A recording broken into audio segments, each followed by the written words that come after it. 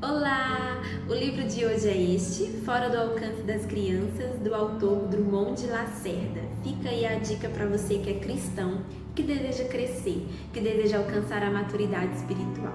Amém? Então vamos lá. O autor ele se baseia na seguinte ideia. Ele diz que um pai terreno, quando ele tem um filho, ele não para no nascimento. Ele tem planos para esse filho. Ele deseja que esse filho cresça, ele deseja que esse filho estude nas melhores escolas e que ele amadureça. Da mesma forma é Deus. Deus deseja que cresçamos, que alcancemos a maturidade. Então ele começa assim, ele diz algo muito interessante. Por vezes, vejo crentes tão interessados no próprio prazer que continuam estagnados em sua mesmice. Como veremos com mais detalhes, a criança só pensa em si mesma. Ela usa muitos pronomes possessivos: meu brinquedo, meu pai, minha comida, meu quarto, minha televisão e etc. Os verbos compartilhar e dar não fazem parte do seu vocabulário. Se quisermos viver a vontade de Deus, precisamos sair desse pensamento infantil de apenas receber. Então, a primeira característica de uma criança espiritual é que ela só pensa em si mesma, ela é egoísta e, consequentemente, a primeira característica de um maduro é que ele não pensa apenas em si mesmo, ele também pensa no próximo, ele pensa nos demais, ele consegue compartilhar. E o autor ainda discute e traz que há bênçãos de Deus reservadas para nós, que nós não vamos receber com as lágrimas das nossas orações, apenas com a nossa maturidade, quando tivermos crescidos, quando estivermos aptos para receber aquelas bênçãos.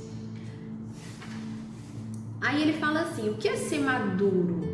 Veja, quando uma fruta brota, ela está em um estágio que chamamos de verde, no qual ainda não se encontra pronta para o consumo. Seu gosto é mais amargo e não condiz com o gosto próprio da fruta. Contudo, se a fruta passar da fase madura, ela chegará à etapa da podridão. Seu gosto se tornará terrível e a fruta estará inapropriada para consumo. O estágio maduro, então, está no meio, entre o verde e o podre. Retomando o exemplo do reino, o novo convertido é aquele que está verde. Antes de estar pronto para ser usado por Deus, ele ainda precisa receber mais nutrientes da árvore. Precisa aprender mais da palavra, ser mais cheio do Espírito, ser trabalhado por Deus em diversas áreas da sua vida. O fruto podre, por outro lado, é aquele que ficou tempo demais parado, só extraindo os nutrientes da árvore, sem compartilhá-los com ninguém. Precisamos receber de Deus, mas também necessitamos passar isso adiante.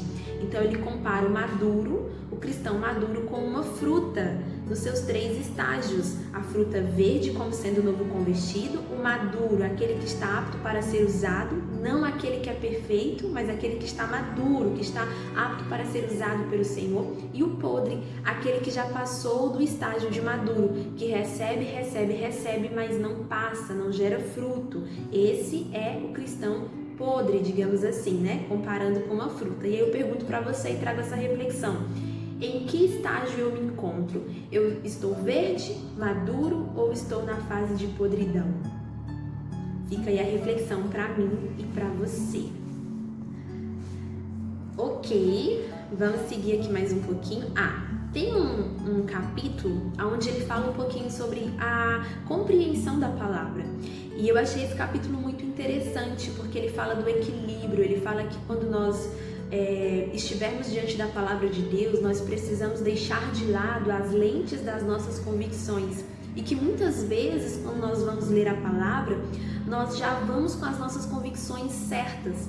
Então nós nos tornamos cegos e seletivos quanto à verdade da palavra. Nós selecionamos o que vamos acreditar e o que não vamos acreditar. Enquanto que o cristão maduro, ele não é seletivo. Quando ele vai ler a palavra, ele deixa de lado as suas convicções e ele se coloca totalmente aberto para entender e compreender o que a palavra de fato está dizendo. Então fica aí um exercício para nós. Olha que interessante, olha o que ele diz aqui mais adiante. A graça não retira as nossas responsabilidades. ela anula o nosso mérito. Eu vou ler de novo para você. A graça não retira as nossas responsabilidades. Ela anula o nosso mérito. Ou seja, a graça não diz que não devemos orar, que não devemos buscar a Deus, que podemos permanecer no pecado.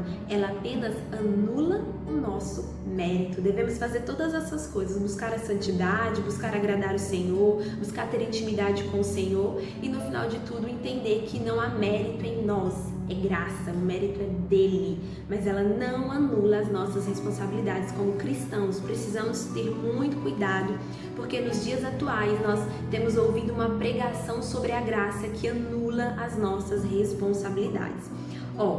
Maturidade é quando reagimos de forma fiel à palavra de Deus, independentemente da opinião das pessoas ou das circunstâncias adversas. E tem uma parte aqui que ele fala assim, que graça é quando você dança mesmo quando não tem música. Então, independente da opinião das pessoas, você permanece fiel à palavra.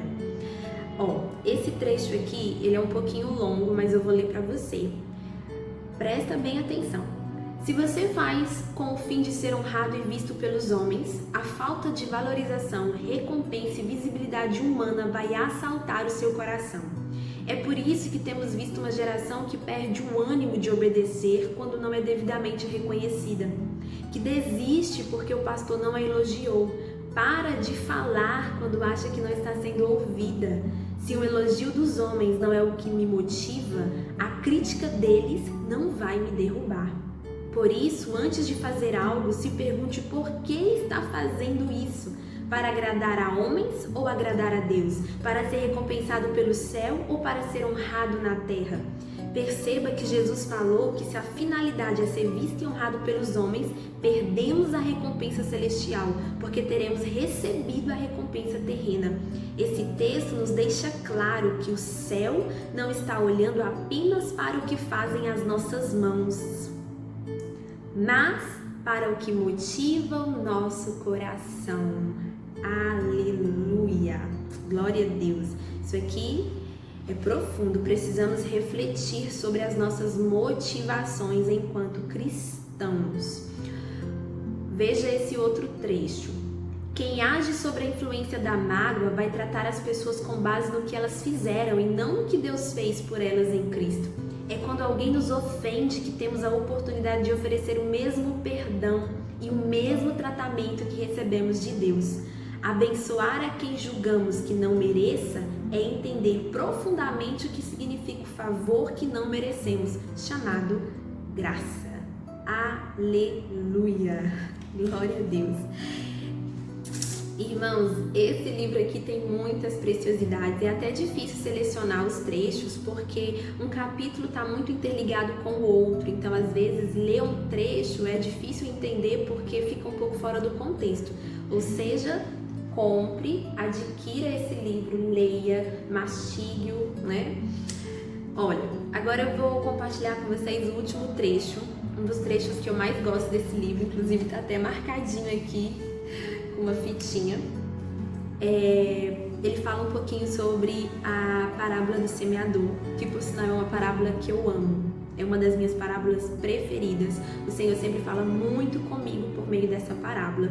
Então, se você me acompanhou até aqui, ouça com atenção o que eu vou compartilhar com você agora. Toda semente é uma árvore em potencial. No entanto, na prática, não é toda semente que germina. Isso se dá por diversos fatores. Pode haver algum problema na própria semente, por exemplo. Contudo, ainda que você pegue uma semente perfeita e a plante cuidadosamente, nem sempre ela vai produzir o que se espera. Afinal, a qualidade da planta depende da qualidade do solo. Quando Jesus conta a parábola do semeador, seu foco não está no tipo de semente adequada, nem na melhor maneira de se plantar uma semente. Ele dedica sua atenção aos diferentes tipos de solo. Aliás, quando o mestre explica a parábola aos seus discípulos, ele compara a semente com a palavra de Deus.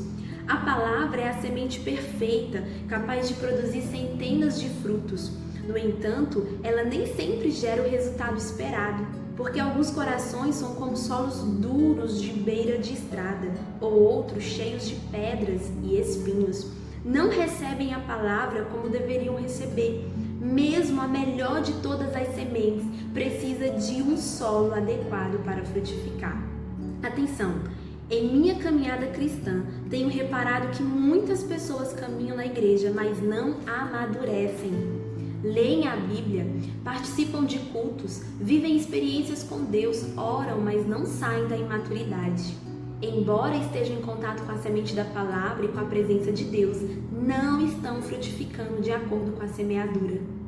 Logicamente, o problema não é, nem nunca será a semente. O problema não é, nem nunca será a semente.